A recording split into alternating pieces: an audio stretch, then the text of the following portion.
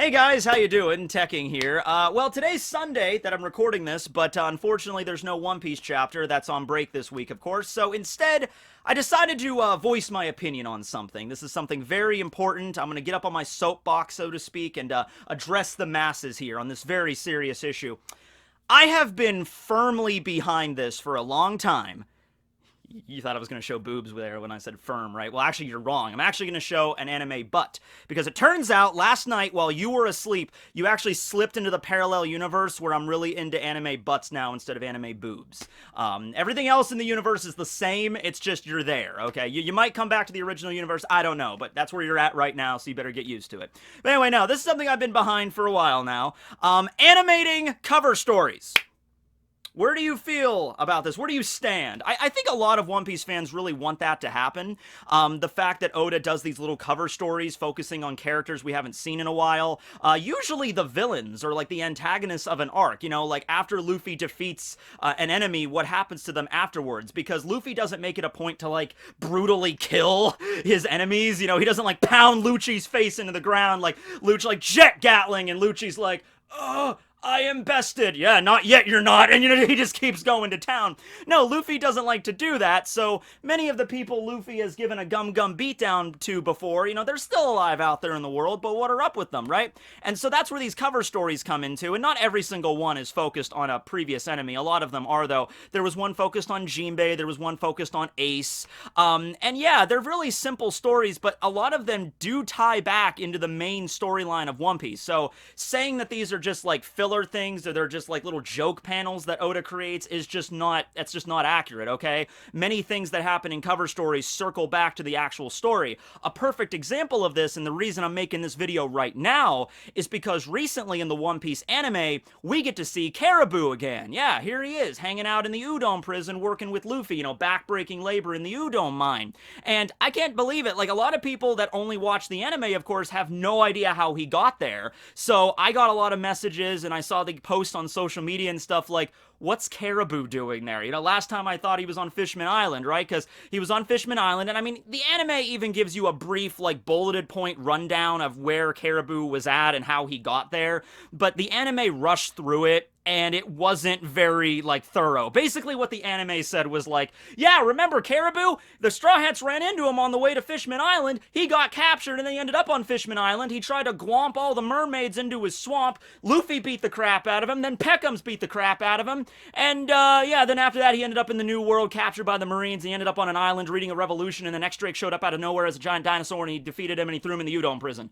So, yeah, that brings you up to speed on Caribou. Just like, whoa, whoa, whoa, whoa, whoa, you're skipping over a, you know, big chunk of this, okay? So, yeah, Caribou, after, you know, Luffy and Peckham's defeated him at Fishman Island, he had a whole cover story focused on his adventure where he went immediately back to his old ways and trying to steal all the mermaids at Fishman Island. Jinbei beat the crap out of him this time, brought him to the surface, threw him over into G5, you know, where Smoker and Virgo and Tashigi were at, and then he was tortured there. His crew came back to rescue him, so his crew wasn't even dead. We thought they were dead, like destroyed in the deep sea, right? So they came back to rescue him. They ended up on Kaido's island where Scotch was.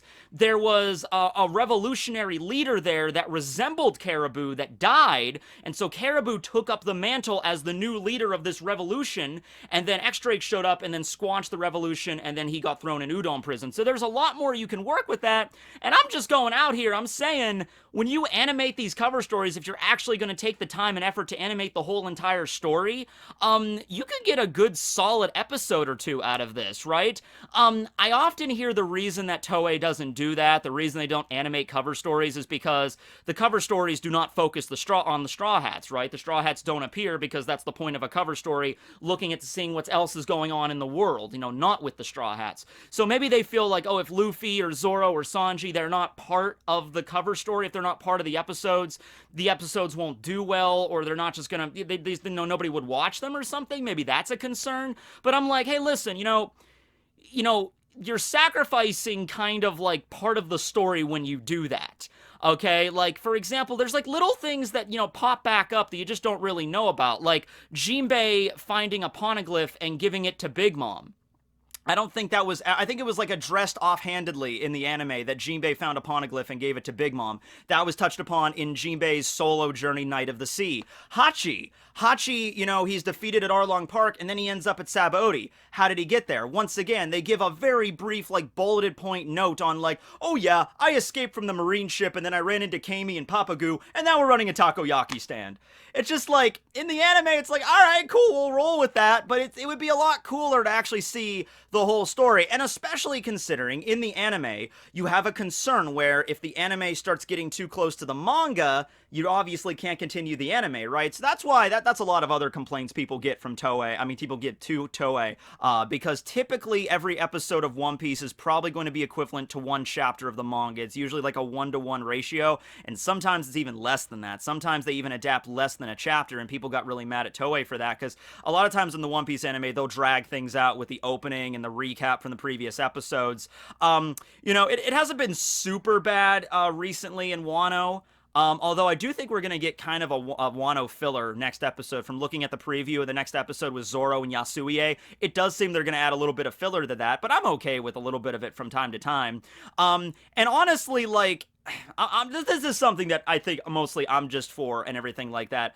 I don't want the One Piece anime to stop, because once it gets really close to the manga, you basically have two options. You can either stop production of the anime, like it goes on hiatus for a little while, like a couple of months with no One Piece, while the manga continues and you can catch back up. I don't want that to happen, or you have to do some kind of filler arc. Now, One Piece does do filler, but it's very, very short. The last, like, isolated filler arc we had was the Breed arc, I think, in between Punk Hazard and Dressrosa.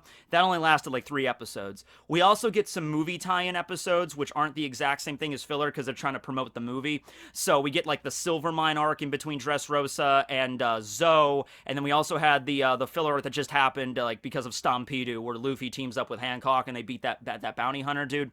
But yeah, that stuff only lasts, like, 1-2 episodes, you know? Now, I'm not saying I'd be okay with, like, a filler arc like Naruto level or Bleach level, like the Bount arc in Bleach that's like 50 freaking episodes of filler, but it's like, you know what, if it means the manga can continue on a little bit and then when the anime comes back, the anime can just get right back to it, I mean, I guess I'd be okay with, like, and this is, like a 10-episode filler arc. I mean, yeah, if the filler arc was done well, right? And this is a perfect example for you can do it. You can animate the cover stories, because the cover stories are canon, all right?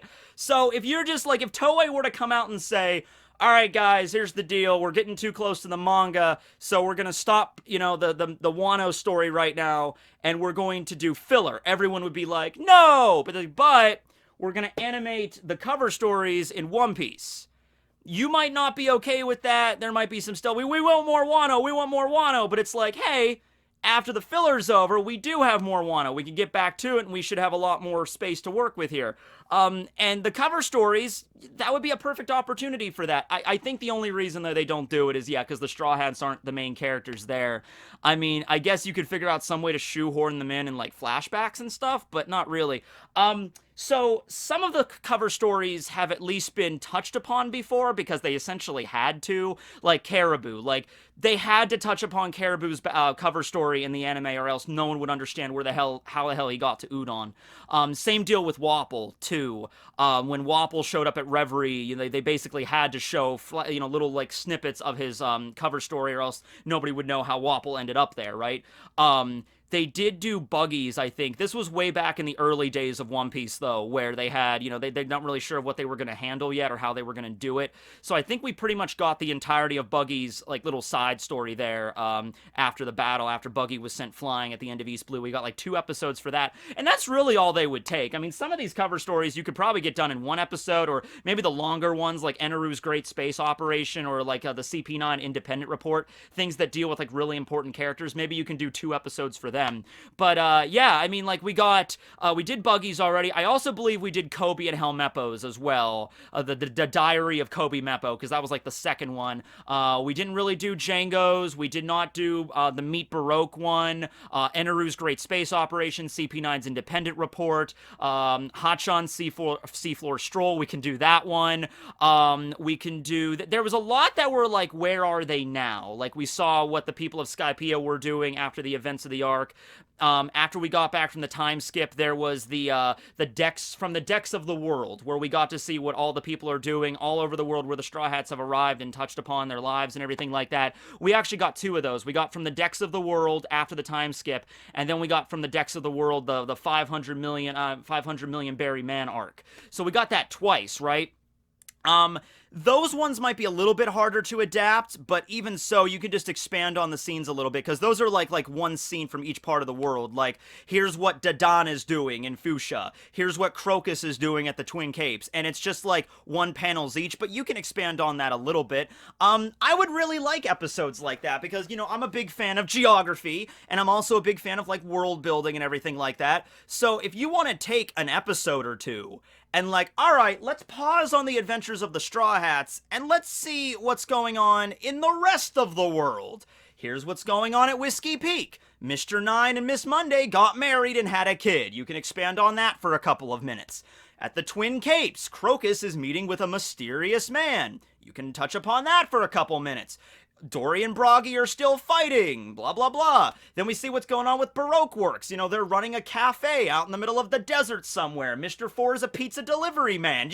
Just roll with it, right? Like, you can expand. You don't have to make it so crazy, like you base an entire episode around Mr. Four delivering pizza. But okay, actually, I would watch that, but, you know how I am, right?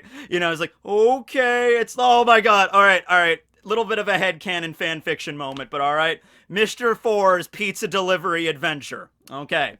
The episode opens up at Mr. Four's pizza shop, okay? And he's sitting there, and we got probably a good 2 minutes of the episode where he's just sitting there at his desk. Or he's just baking pizzas in the kitchen, but he does everything really slow. Ding! Oh, pizza's done.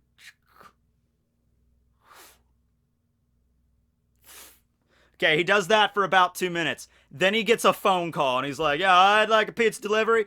And he'd be like, yeah, where are you at? And he gives him the address and everything. He's like, okay. And then, boom, really intense music cues up, like, you know, the One Piece action music, like Overtaken starts playing as Mr. Four walks to his pizza delivery car, like, dun, dun, dun, dun, dun, dun, dun. And he shuts the door, and he's like, let's go. He's like 2 miles an hour down the road. Like, okay, that would be funny. I would watch that. All right. But you don't have to go like that level with it. But like, you know, just touch upon everybody in the decks of the world, or what's going on with all the different cover stories, right? The ones that are really elaborate, though, the ones that really touch upon things in the manga, like, we're talking like Eneru's Great Space Operation, where he goes to the moon and discovers an ancient civilization on the moon, fights against space pirates on the moon, and discovers a legion of automata on the moon! And they all tie back to the Skypians and the Brickens and the Shandorians races leaving the moon and going to the Earth. From the moon! This is stuff that's talking like the ancient history of the One Piece world, like the origin of where these people come from. There could be hints about, like, what happens if, here's a question for you, what happens if later in the One Piece manga, Oda decides to reveal that Uranos, the ancient weapon that we don't know anything about yet, is an ancient weapon that comes from the moon. Now, manga readers will know exactly how that ties back together. Like, oh yeah, that ancient city Bricka on the moon, they had an ancient weapon. That makes sense. But anime watchers are going to be completely left in the blue here. Like, whoa, wait. Ancient weapon on the moon? Where the hell did that come from, right? What was on the moon, right? So, yeah, like, things like that, you could give, like, 2, maybe 3 episodes for. Oh, Geratsu's accidental sea life, that blue sea life, that needs to get animated. I would love to see that, because Geratsu is such an idiot, and him thrown in that. And by the way, that ties back into like Vivi and Alabasta, so you can have some more Vivi action there, right? And we all love Vivi, right? So yeah, Geratsu's accidental blue sea life, that needs to definitely be there. There's Ace's Blackbeard search, and that's actually, that ties back because that girl, what was her name? It was like Mocha or something. No, Mocha was the girl from Punk Hazard, but there was a girl that appears during the Ace's cover story, and she's actually one of the citizens that defend their island against Peachbeard at the Eleusia Kingdom whenever he shows up, when the Revolutionary Army commanders arrive. That's the same island that Ace journeyed to during his cover story. So once again, it's something that's like, hey, Moda, I think that was her name, Moda. It's just like, that was one of of those things where, like, you know, when that happened in the manga and in the anime, when Peachbeard attacks that island and we see Moda there, we're like, oh yeah, I remember her. That's the girl that Ace met. And I mean, like, in the context of the greater picture of One Piece, it's not that big of a deal to know who Moda is. It's not that big of a deal to see what's, you know, Dory and Broggy are still doing on Little Garden. But it helps, like, season the whole story a little bit. It helps add some breath to it. Like, it's not all about the Straw Hats. It's not all about what's going on with them right now, okay? Other people in the world are having, you know, their own adventures. And more than anything, like, you know, previous enemies of the Straw Hats that have been defeated, the cover stories, when they were animated, help you set up what they're going to do next. You know, like Crocodile ending up in Impel Down. That was something that was touched upon in the Meet Baroque cover story, right?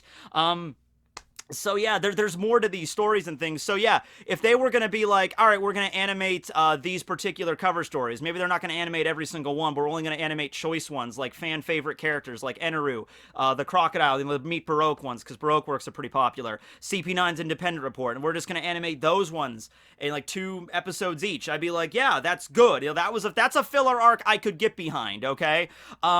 You know, like I said, again, they could draw them out a little bit, not to the point where they get kind of like, all right, now you're just being silly with how much you're drawing this one out. But still, you could just add a little bit of extra stuff to it, because Oda really does just like one panel for each chapter until a whole story is made. But there's like little transitionals things you can do in between each of the panels, right? You can add to it to make it flow a little bit better in like an anime format.